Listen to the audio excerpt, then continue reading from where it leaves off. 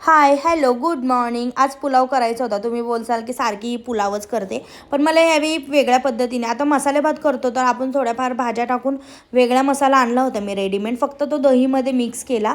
आपले नॉर्मली मीठ आणि हळद, धनिया पावडर हे टाकलं मी. बिर्याणी मसाला वगैरे दुसरा काहीच टाकला नाही.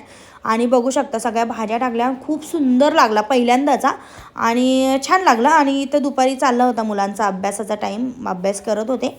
आणि नंतर संध्याकाळी त्यांना इच्छा झाली की शेजवान चटणी बनव मम्मी, आपण आहे ना आज चायनीज भेळ खाऊया. एकच नंबर. माझी याची रेसिपी आहे, तुम्ही नक्की बघा यूट्यूबला. प्लीज सबस्क्राईब करा.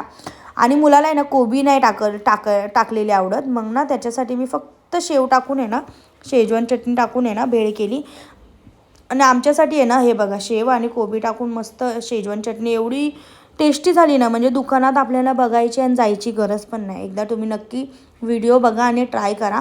खरंच एकच नंबर आहे. मी माझ्या स्वतःच्या हाताने केली आणि टेस्ट आहे ना खरंच एक नंबर आहे. बाहेर जायची आपल्याला गरज पडणार नाही. मस्त मिक्स केली आणि चव तर आहे ना आपण पोटभर खाऊ शकतो. बाहेर कसं आपल्याला थोड्या एवढ्याशा डिशमध्ये भेटू शकते. हे बघा, सियाचं, माझं आणि मुलाचं. मिस्टरांनी कॅडबरी आणली होती. व्हिडिओ आवडला असेल तर शेअर करा. बाय.